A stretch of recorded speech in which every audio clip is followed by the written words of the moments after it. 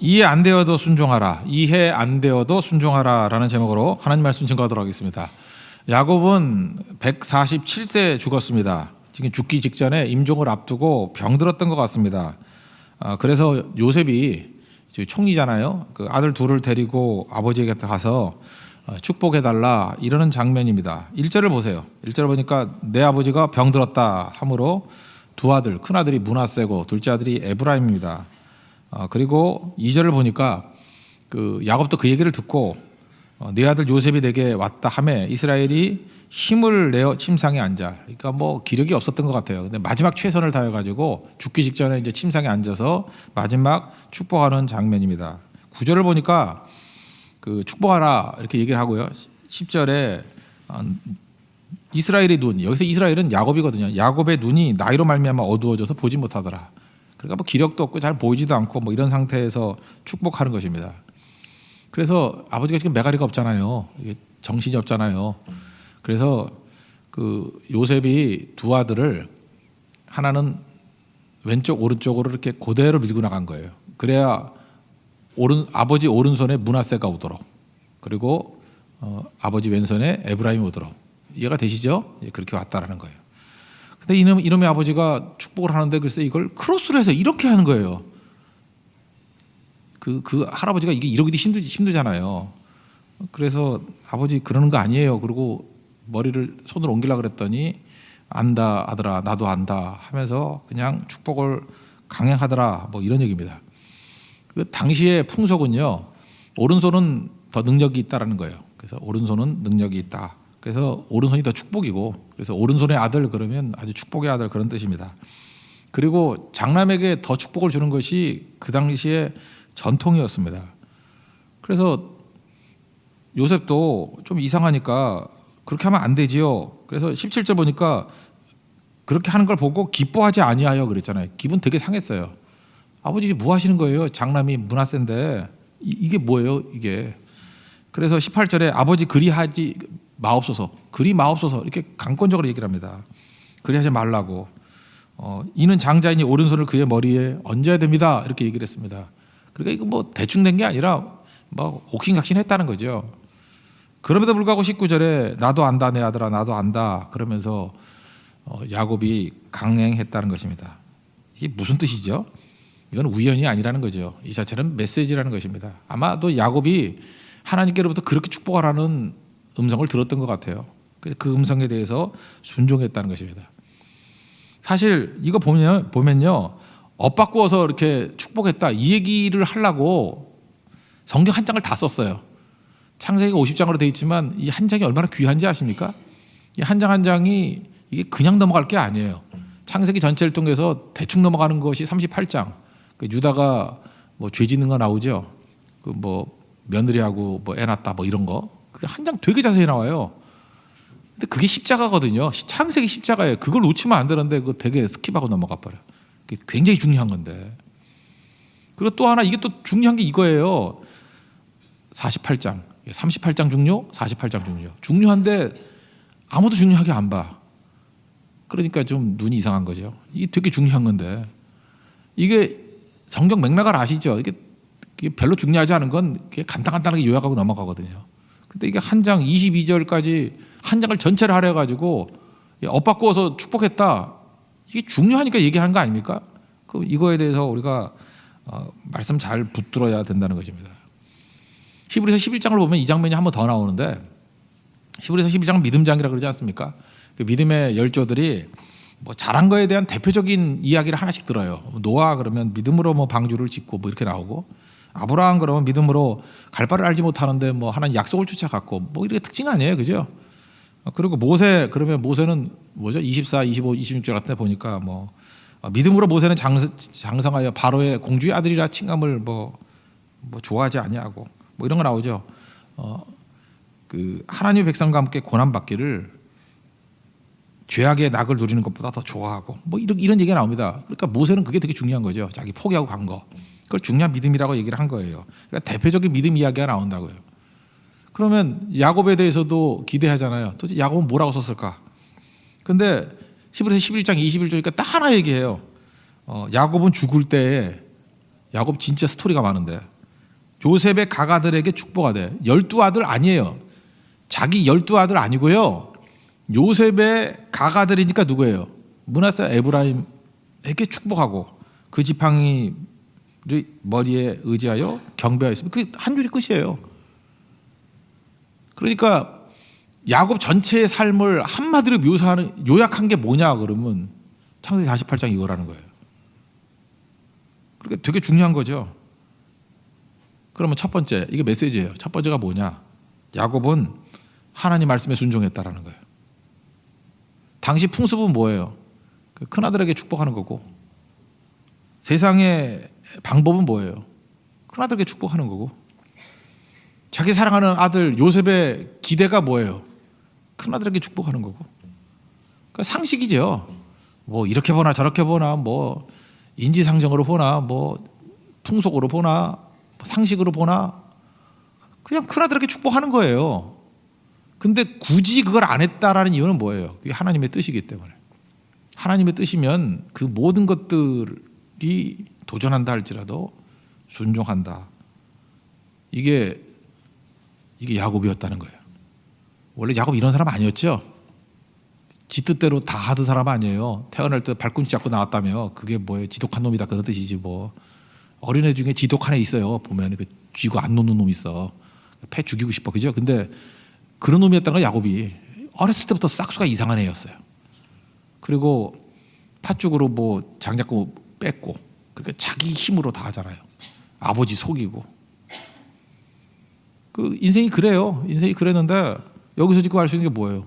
자기 뜻이 없고, 아들, 그 귀한 아들의 뜻도 없고, 세상의 뜻도 없고, 세상의 방식도 없고, 다 포기하고 오직 하나, 하나님의 뜻에만 순종하는 사람이었다는 거예요. 그러니까 이게 어마어마한 메시지예요. 그러니까 이거 하나를 보면은, 하나를 보면 100가지 안다 그 뜻이에요.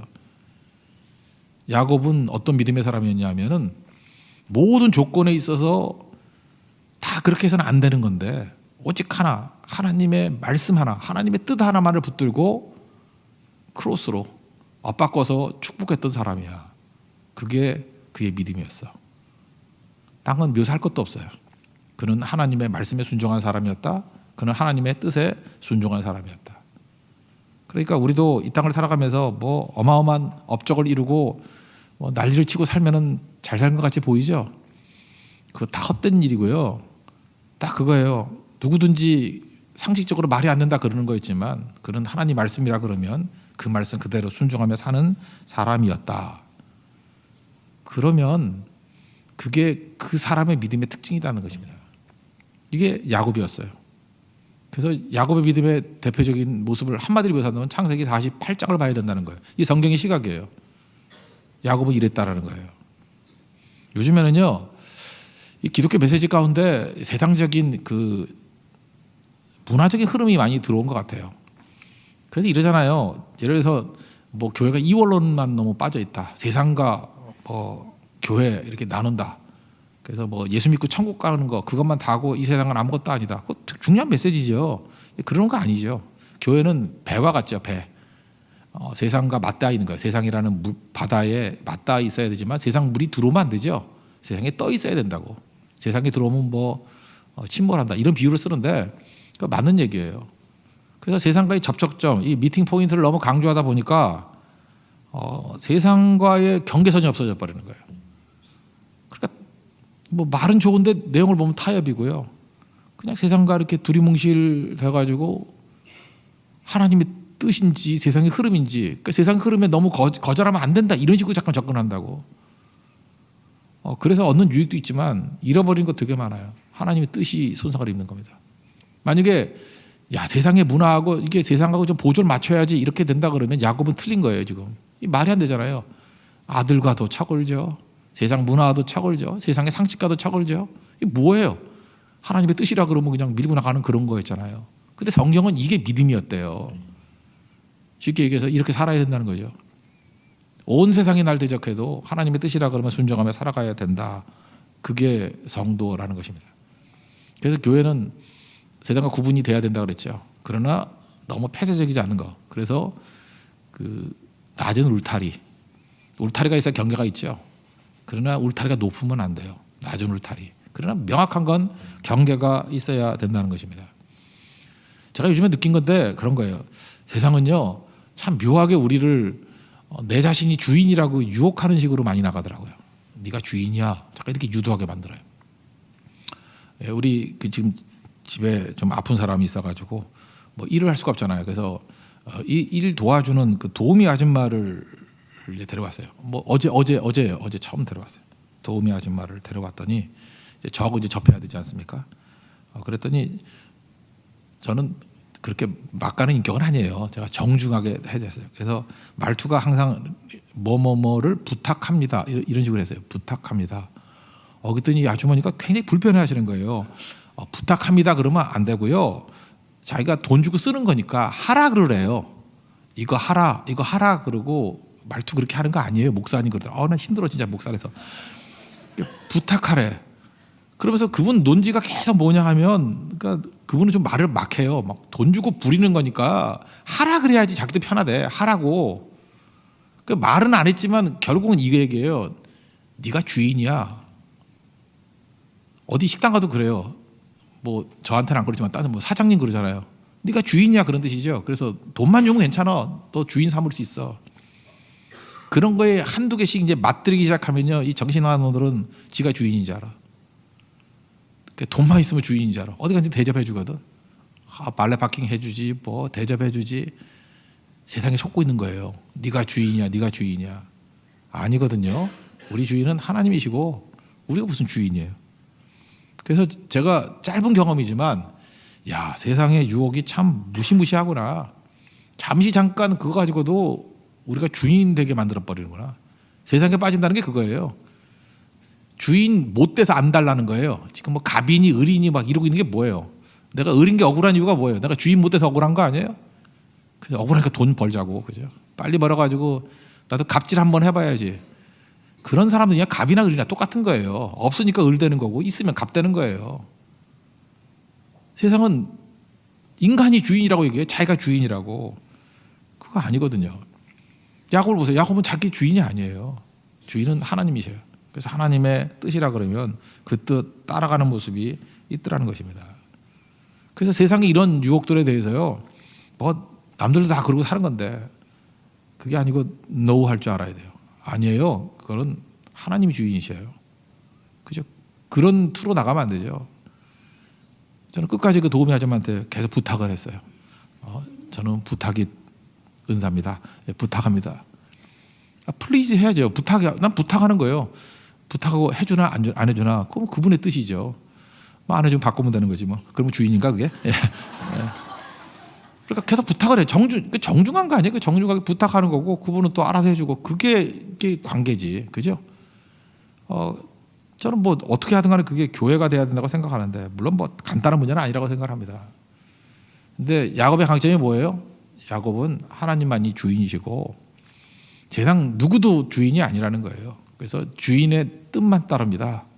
하나님의 뜻이라 그러면 아들이 뭐라 그러던 문화가 뭐라 그러던 상식이 뭐라 그러던 그거 안 따르겠다라는 거예요. 여러분들 그 믿음 가져야 우리 흔들림이 없습니다. 그 믿음 갖는 하나님의 종 되기를 바랍니다. 두 번째는 똑같은 얘기예요. 지금 다 똑같은 얘기를 하고 있는 건데 주권을 수용하는 거예요. 하나님의 주권을 수용하는 거예요. 아니, 하나님의 뜻에 순종한다는 거나 뭐 하나님의 주권을 수용한다거나 같은 얘기인데 이것도 주권의 입장에서 한번 놓고 보자고요. 주권. 여기 보니까 19절에 뭐 아들이 뭐 난리치잖아요. 큰아들한테 오른손 얹어야죠. 그랬더니 나도 안다 내 아들아 나도 안다. 그렇게 얘기를 하고 있죠. 여기서 우리가 알 수 있는 게 뭐냐면 한번 생각해 보세요. 이제 그 다음 얘기인데 첫째 아들이 므낫세고 둘째 아들이 에브라임이에요. 근데 우리는 항상 왜라는 걸 묻잖아요. 그럼 왜 하나님께서 에브라임에게 축복해주고 므낫세는 더 작은 축복을 줬을까요? 에브라임이 잘해서? 없어요. 이거 에브라임 처음 본 거야 아버지가. 그죠? 이거 할아버지가 처음 봤잖아요. 야곱이 뭐 애들 누구냐고 처음 보잖아요. 그죠? 이게 아는 게 아니에요. 눈 보이지도 않고 성적이 좋아. 뭐 성적 애굽에서 성적은 아니겠지. 잘생겨서 누가 뭐 잘생겼어. 므낫세가 뭐 못생겼나? 물론 미음으로 시작했으니까 얼굴이 네모났나 이렇게. 예. 에브라임이니까 동그란가? 뭐 그게 그럴 걔는 한글 안 썼잖아요. 그죠? 그러니까 모르죠. 우리 자꾸만 이렇게 따지는 거예요. 성실해서 조건 따진다고요. 그러니까 에브라임에게 더 축복해 준 거는 이유를 뭘 갖다 붙여도 웃기는 얘기가 된다고요. 웃으라고 한 얘기도 웃지도 않고 그죠? 네모난 거 동그란 거. 그러니까 뭘 갖다 놔도 다 웃긴 거예요. 웃긴 거. 조건이 아니라는 거죠. 이유가 뭐죠? 그냥해. 그냥이 뭐예요? 하나님의 뜻대로. 하나님이 주권이라는 거예요. 하나님 마음이지 뭐. 하나님 마음. 우리는요 지독하게 맨날 뭐 이렇게 이유를 찾는데 뭐 하나님 마음이지. 좋은 것은 뭐 하나님의 뜻대로 해도 되고 하나님 마음대로 해도 돼요. 그러지만 하나님 주권 가운데 내가 이렇게 마음에 안 드는 게 있거든. 어려운 게 있거든요. 그래도 주권을 수용해야 된다는 거예요. 지금 야곱이 그 큰아들에게 축복 안 하고 둘째 아들에게 축복하는 게 할아버지는 좋았을까? 난 할아버지도 좋았다고 생각하지 않아요. 좋은 게 좋은 건데 뭐 이렇게 좋겠어 그게. 근데 하나님이 주권이라고 그러니까 수용하잖아요. 그렇지 않아요? 하나님 주권이라면 수용해야죠. 그 고집 부리면 안 되죠. 내가 이제 이전교회 있을 때 그랬던 적이 있어. 한 번이 뭐였냐면 어떤 부목사님 가운데 한 사람이 있는데 이 양반이 좀 이렇게 성격이 안 좋아. 애라 그러기 좀 죄송합니다. 하여튼 그 목사님이 좀 배신기가 있고 애가 성실치가 않아. 그래서 제가 사실 마음에 안 들었어요. 마음에 안 들었는데 나는 그게 내가 잘못이라고 생각했어. 아니 부목사가 꼭 담임목사 마음에 들어야 되나? 제가 볼 때는 제일 설교도 잘했고 그 다음에 하나님 앞에 붙들만 되면 정말 잘 쓰임받을 것 같더라고요. 하나님 입장에서 놓고 볼 때 이 친구를 잘 키워주면 정말 크게 쓰임받을 것 같더라고. 그래서 저는 생각할 때 그거였어요. 내 뜻은 안 맞지만 하나님 입장에 놓고 볼 땐 이런 사람들 길 열어주는 게 중요한 거지. 그리고 열심히 도와줬어요. 뭐 개척할 때도 도와주고 다 했어요. 물론 나중에 안티가 됐지만 하여튼 그런 친구가 있다고. 근데 그 자세만은 난 나쁜 건 아니었다고 생각을 해요. 굉장히 중요한 자세였다고 생각을 해요. 왜 그러냐 하면은 내가 기준이 아니잖아요. 하나님 나라 관점에서 봐야지. 그 사람이 귀한 사람이고 귀한 소질이 있고 내가 볼 때 끝까지 하나님 말씀에 붙들림만 됐으면 잘 크게 쓰임 받는 것 같은데 이제 지금 현재로서는 조금 지금 삐딱한 것 같아요. 그죠? 왜 그렇게 된지 모르지만 하여튼 그런 느낌이 있어요. 느낌이. 호불호가 내가 중심이 되면 안 돼. 내가 하나님이 아니잖아요. 우리 하나님이 쓰신다 그러면 인정해야죠. 그러니까 똑같은 일이 벌어진다고. 내가 싫은 사람이 하나님이 쓰셔. 그러면 괜히 기분 나쁜 거야. 교회에서도 내가 되게 싫은데 왜 하나님이 저 사람만 쓰지? 하나님이 쓰시면 쓰는 거예요. 그러면 따라야죠. 그렇지 않아요? 하나님이 쓰시면 지금 봐도 그래요. 이렇게 하나님 쓰시는 종들을 보면 인간의 내 눈으로 볼 때 이해가 안 되는 사람도 많아요. 물론 제 자신도 이해가 안 되지만 서로 이해 못 하잖아. 그죠? 왜 저런 사람을 하나님이 쓰시나? 나도 그런 생각이 들 때가 있다니까요. 그런데 항상 기도할 때 그거예요. 지금 분명한 거 하나님이 그분을 쓰고 계시거든요. 나도 왜 쓰는지 모르겠어요. 그럼 거기에 반대하거나 부딪히면 안 되고 도와주거나 기도해야죠. 하나님이 쓰고 계시는데 우리가 하나님을 도전할 수는 없잖아요. 그게 하나님 주권을 수용하는 것이다. 이렇게 얘기하는 거예요. 저는 다른 건 모르지만 글쎄 그런 것 같아요. 가정교육은 잘 받은 것 같아요. 잘 받은 건지 뭐 어떻게 된 건지 모르지만 제가 한번 평생을 한번 회상을 해봤어요. 회상을 했는데 어렸을 때부터 지금까지 난 단 한 번도 그런 것 같아요. 한 번도 아버지하고 어머니에게 불순종한 게 없는 것 같아. 물론 뭐 어머니한테 가서 물어보면 또 얼마나 많은지 아느냐 이럴지 모르지만 제가 느끼기로는 내가 한 번도 부모님 말씀에 대해서 내가 불순종한 적이 없는 것 같아. 그냥 하라 그러면 했지 뭘 그걸 말이라고 하느냐 하면서 이렇게 대들거나 그랬던 건 없는 것 같아요. 진짜 그랬어요. 근데 그게 왜 그렇게 배웠나 했더니 그게 말씀에서 배운 거예요. 하나님 앞에도 하나님 뜻이 명확하다는데 뭘 의도적으로 뭐 불순종하거나 하나님 그것도 하나님의 뜻이에요. 이랬던 적은 없었던 것 같아요. 연약해서 뭐 넘어지고 깨지고 뭐 그런 게 없다는 얘기가 아니지만 하여튼 근본적으로 그게 제가 볼 때 신앙 교육이었던 것 같아요. 신앙 교육이 그러니까 그래서 지금도 보면요 불효자들이 예수도 잘 못 믿어. 그 부모한테 대드는 사람들이 뭐 하나님 앞에 뭐 성경에도 요한일서 같은 그런 거 있잖아요. 눈에 보이는 거 잘 섬기지 못하는데 되겠냐. 부모로 적용 많이 하잖아요. 눈에 보이는 부모님께 순종 못하는 사람이 하나님을 순종할 수 있겠느냐. 그렇게 확대해서 갈 수도 있죠.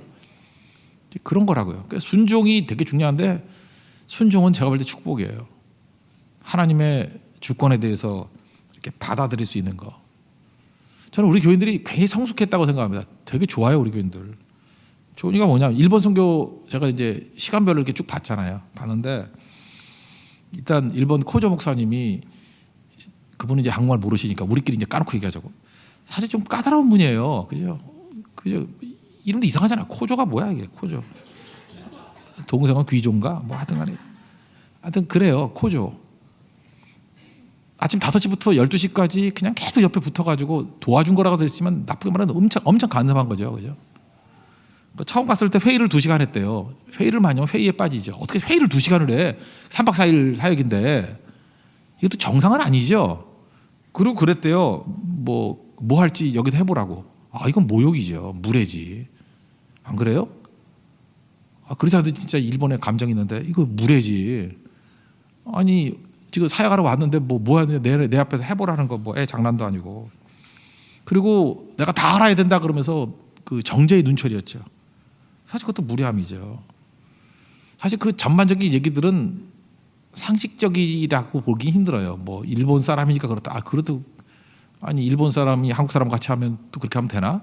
그것도 일본 사람이니까 좀 지나친 거지. 그런데 너무나도 감사한 건 그럼에도 불구하고 우리 선교대원 12명이 다 순종했다라는 거예요. 그 개인 면면을 보면 기적이에요. 걔네들 순종한 애들 아니거든. 얘네들 왜 순종을 했지? 잘 참더라고요. 그래서 제가 느낀 건 뭐냐면 이게 성장했구나. 그 성도들이 성장한 거예요. 인내심이 생긴 거예요.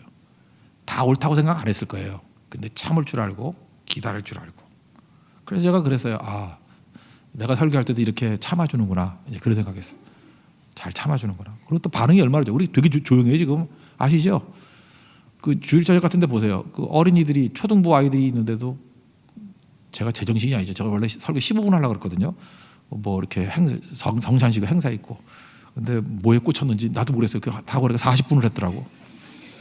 그러면 초등부 애들은 40분이면 벌써 몇 번은 뒤집어져야 하거든요. 뒤집으면 호떡이 돼야 되는데 조용해요. 애들이 있는 것 같지도 않아. 이런 애들이 어디서 세상에. 참아준 거죠, 애들이. 그 힘이 어디서 나오는 거예요? 그게 성숙에서 나온 거라고. 그러니까 수용한 거예요. 영접한 거라고. 그냥 다 옳아서만 그런 게 아니고 참아주고 받아주고 그런 거죠. 우리 인생도 마찬가지예요. 때로는 힘든 게 왜 없겠습니까? 힘들어도 수용하는 능력, 그게 성숙이에요. 미숙한 데 가면요. 금방 뭐 싫으면 싫다라고 투정 나오고 불평 나오고 막 이래요. 그게 미숙한 거예요. 사람은 다 똑같이 느껴요.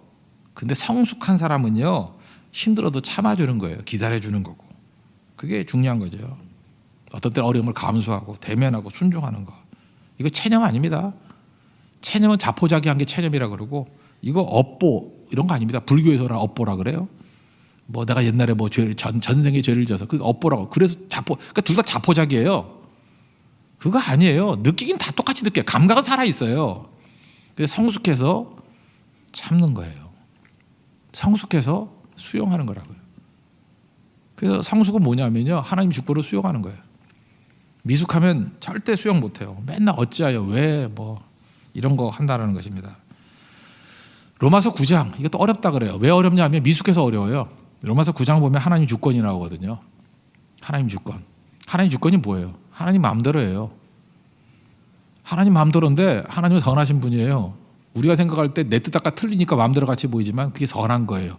좋은 거예요. 옳은 거예요. 우린 수준이 저질이라서 이해를 못할 뿐이지. 로마서 9장이에요. 하나님 주권이거든요. 절대 주권. 거기에 이런 얘기가 나와요. 왜 하나님께서 이스라엘을 택하셨나? 벌써 택했다는 말 자체에 미숙한 사람들은 열받는 거야. 택했어? 그럼 미리 선택했다는 거 아니야. 하나님 이스라엘을 왜 택했어요? 그냥이에요. 이유가 없어요.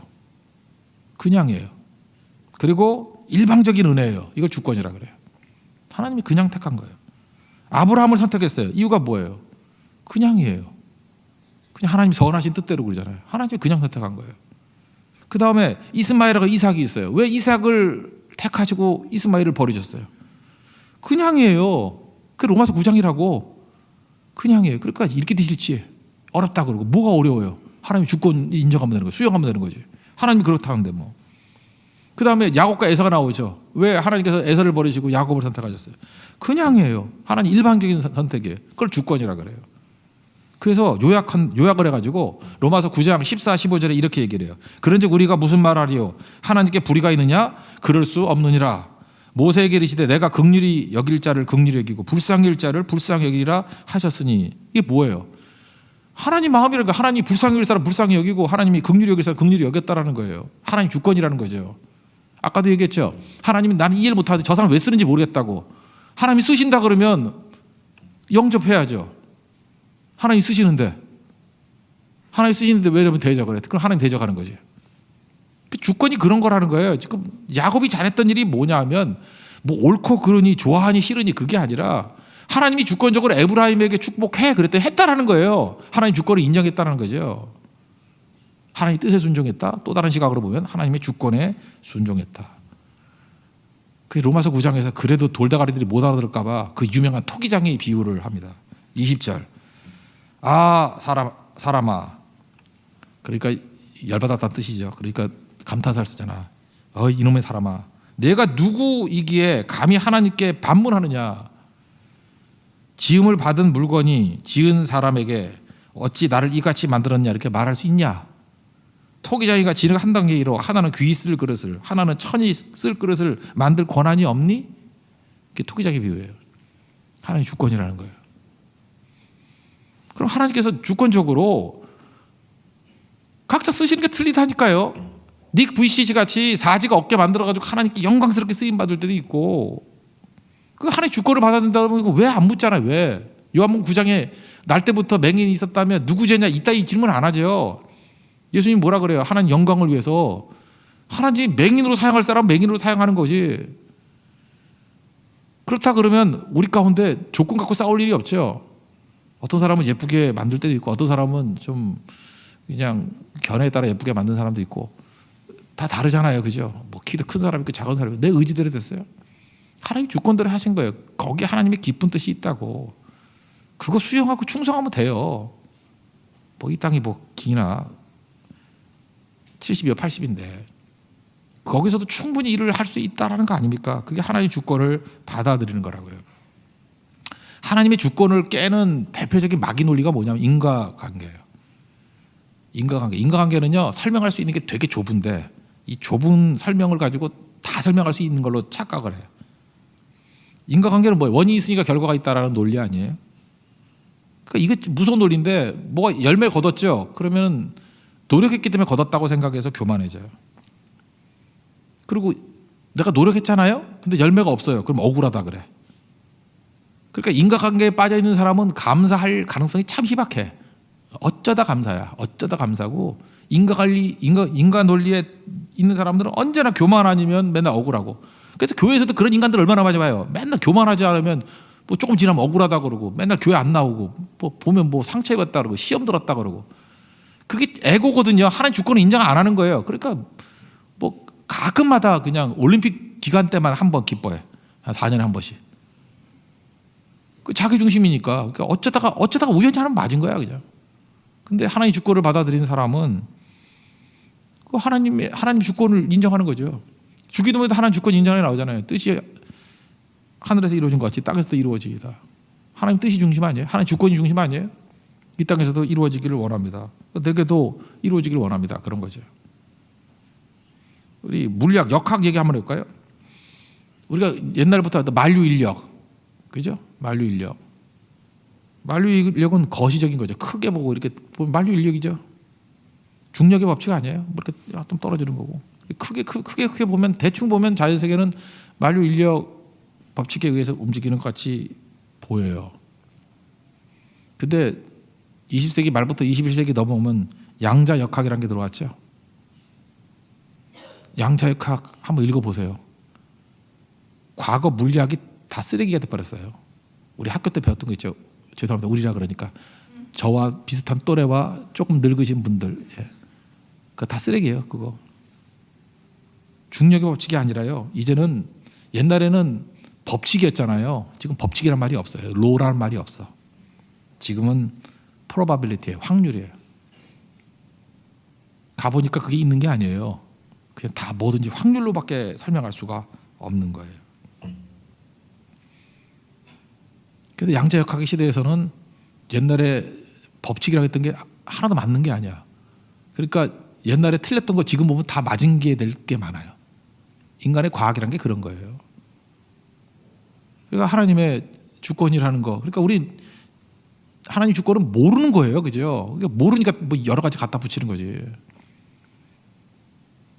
그런데 우리는 지금 만유인력의 법칙 고안에서 살아가고 있잖아요. 법칙의 세계 속에 살아가고 있잖아요. 법칙의 세계라는 건 뭐예요? 정말 유치한 18세기 유산을 가지고 살아가는 거예요. 그죠? 내 인생의 법칙.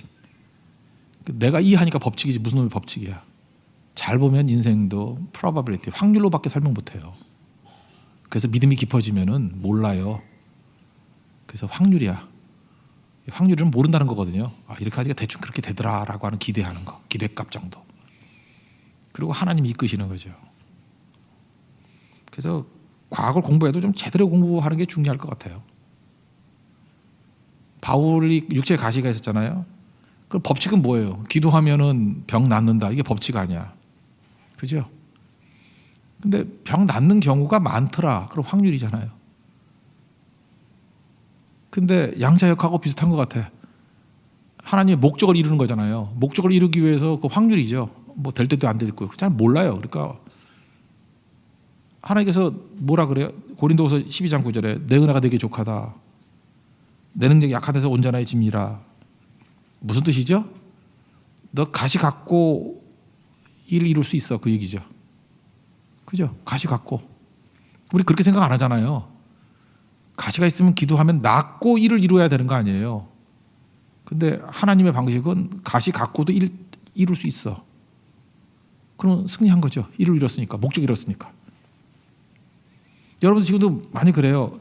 내가 하나님 좋은 대학에 붙여주세요. 그래서 하나님 영광을 돌리게 해주세요. 그렇게 생각한다고. 근데 좋은 대학 가가지고 교도소 가는 사람이 더 많아요. 오히려 하나님이 대학을 안 보내가지고 영광 더 받으실지 누가 알아요? 그건 하나님의 주권이잖아요. 그렇지 않아요? 우리는 지금 세상의 방식대로 다 살아가는 거 아니에요. 근데 하나님이 어떤 때 나에게만 이렇게 엇갈린 축복을 줄 때가 있다니까요. 세상 상식하고 하나도 맞지 않아요. 그런 게 하나님 주권이다 그러고 받아들여야 된다는 것입니다. 그걸 받아들였던 게 누구예요? 야곱이죠. 젊었을 때 야곱은 이거 못 받아들여요. 속임수를 해서라도 쟁취하는 사람이죠. 그죠? 그래서 세 번째, 이해 못해도 순종하라는 것입니다. 지금 첫 번째, 두 번째, 세 번째가 다 똑같은 얘기를 하고 있는 거예요. 지금 관점을 달라가면서 하는 거예요. 다 같은 얘기인데, 그러니까 이해 못해요. 우리는 이해 못해도 순종해야 된다는 것입니다. 세상 가치와 그래서 타협하면은 안 된다는 거죠. 하나님의 뜻에 순종하려 그러면요, 이해 못해도 우리 이해하는 게 뭐예요? 세상 사람들 뭐 그런 거 아니에요. 그러니까 그 이해 못해도 그냥 하나님 말씀이라고 하면 순종해야 된다는 거예요. 좀 배웠다 그러면서 배운 사람들이 되게 불순종으로 많이 가는데, 배운 사람 중에서 순종 제일 잘할 때는 파스칼이에요. 파스칼의 팡세 보면은 파스칼이 병이 들었습니다. 참 이 병도 많이 걸린 것 같아요. 그죠? 이렇게 예수 잘 믿는 사람도 몸이 약해졌어요. 그것 때문에 죽었어요. 병 때문에. 병 때문에 죽으면 우리 그러잖아요. 예수 잘 믿는데 왜 병에 걸리고 왜 죽나?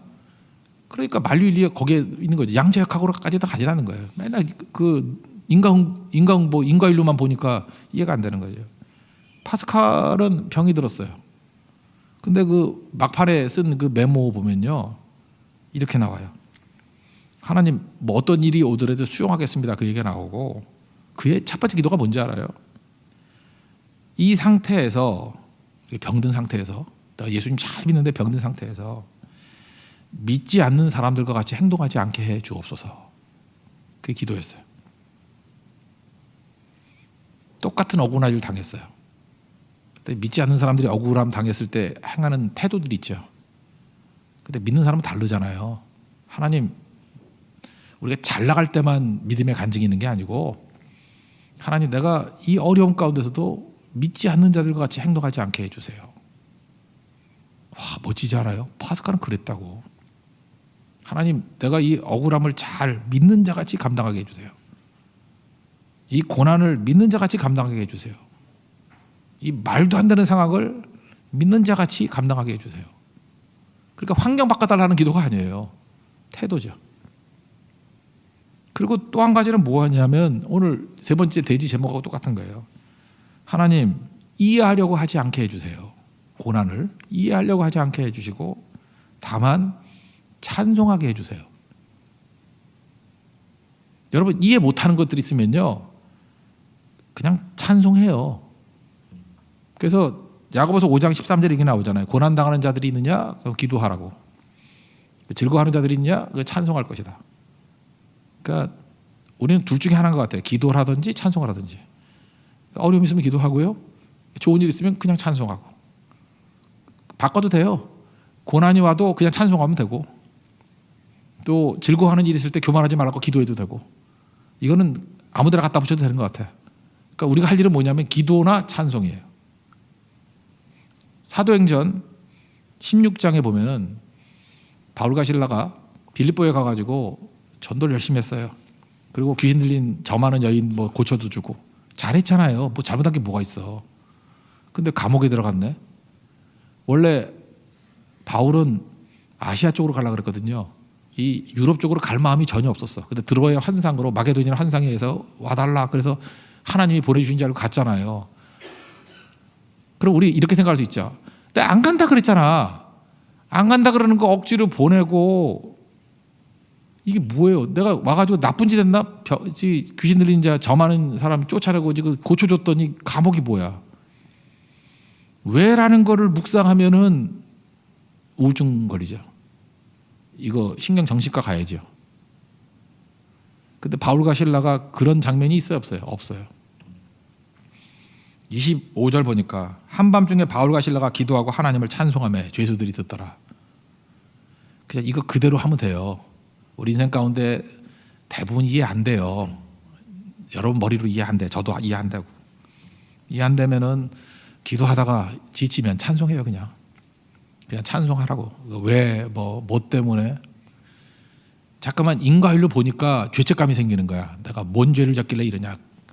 그 욥기 또 읽어볼래요? 지겹게 42장이나 되는데 그거. 그러지 말고요. 그냥 기도하고요. 찬송하는 거예요. 주께서 나와 함께 하심을 찬송하고. 이해 안 돼도 그렇게 순종하는 거예요. 그러면 여러분 야곱이 147세에 깨닫던 그 수준으로 올라가요. 저는 이상했거든요. 왜 히브리서 11장에서 야곱같이 이렇게 대단한 이 험악한 인생을 산 사람을 이렇게 한 줄로 묘사했나. 한 줄이면 충분하다는 거예요. 요셉의 가가들에게 축복하고 크로스 축복하고 당시로서 상식적으로 말이 되니? 요셉도 싫다 그랬잖아. 주변에 믿는 사람들 다 말도 안 된다 그랬잖아. 근데 야곱은 하나님 말씀 듣고 순종했잖아. 그게 그의 마지막 믿음의 모습이었어. 뭐 더 설명해요? 하나면 끝이지. 하나를 보면은 100가지를 알 수 있는 거죠. 그게 중요하다는 것입니다. 하나님의 모든 일들은요 잔머리로 되지 않습니다. 그래서 47장에 가면 9절에 바로 앞에 서가지고 또 축복하는 얘기가 나오죠. 그 뒷부분에 보면 47장에 그 내 나그네 길이 130년이라고 험악한 세월을 살았다고. 왜 험악한 세월을 살았다 그럴까요? 나 잔머리 쓰다가 정말 고생 되게 많이 했거든요. 태어날 때부터 형 발끝이 찌끈하고 얼마나 힘들었지 알아요? 깐나라기가 이거 힘들고 잼잼도 하기 전에 잡으려니 얼마나 힘들었는지 알아요? 그리고 팥죽 그거 힘들었어요. 그거 끓이다가 손 댄 거 아세요? 또 그거 또 맛있게 하는 거 하려고 내가 또 백종원 씨한테 배우기도 하고 막 해가지고 속이는 거 쉬운 게 아니었어요. 타이밍 맞춰가지고 내가 죽을 얼마나 많이 끓인지 알아요? 그 다음에 속이고 그 다음에 아버지 속이는 거 쉬운지 알아요? 그거 엄마하고 합작으로 참 그때 가슴이 두근두근 얼마나 힘든지 알아요? 그렇게 속이더니만 나중에 삼촌 라반의 집 가서 자기도 속임 당하죠. 속이고 속임 당하고 10번이나 그 월급 바꿔치고 죽을 거 생각하고. 글쎄 결혼식 날 부인을 딴 여자를 집어넣었어. 여러분 생각을 해봐요. 기겁하네요. A인지 알았더니 B가 들어왔어. 이거 뭐야? 거기서 심장마비로 죽지 않은 게 다행이야. 그 웬만한 남자는 죽었어요. 끝났어. 그래서 야곱 서거하다. 이걸 끝날 건데 이게 워낙 어렸을 때부터 이제 심장이 튼튼해가지고 그때 갔을 거라고. 그러다가 자식들한테 또 속임 당하죠. 요셉이 죽었대. 뭐 짐승한테 물려갔대. 옷 보라고. 왜 험악한 인생을 살았어요? 자기 평생의 삶은 속이는 인생, 속는 인생. 이게 뭐예요? 이게 산 거예요? 이게 정신 나간 짓이지. 깨달은 게 뭐예요? 잔머리로 인생은 풀리지 않아요. 우직하게 하나님의 말씀이라 그러면 그냥 순종하는 거예요. 하나님이 주권이라 그러면 수용하는 거예요. 하나님의 뜻이라 그러면 이해 안 돼도 붙드는 거예요. 이거 많은 학력 필요 없습니다. 이걸 믿음이라 그래요. 믿음만 있으면 그 사람을 통해서 하나님께서 놀라운 일들을 다 이루신다는 거예요. 믿음의 사람 되십시오. 우리 교회 주신 축복입니다. 하나님 순종하는 교회, 순종하는 성도 되기를 원합니다. 이해 못해도 순종하고 주권이라 그러면 수용하고 영접하고 하나님의 뜻이라 그러면 무조건 순종할 수 있는 그 야곱의 147세의 모습이 우리의 모습 되기를 원합니다. 근데 하나님께서 은혜 주실 것입니다. 그런 순종하는 믿음의 종 되기를 축원합니다. 자리에서 일어나겠습니다. 말씀하시면 찬양합시다. 주님 말씀하시면 내가 나아가리다.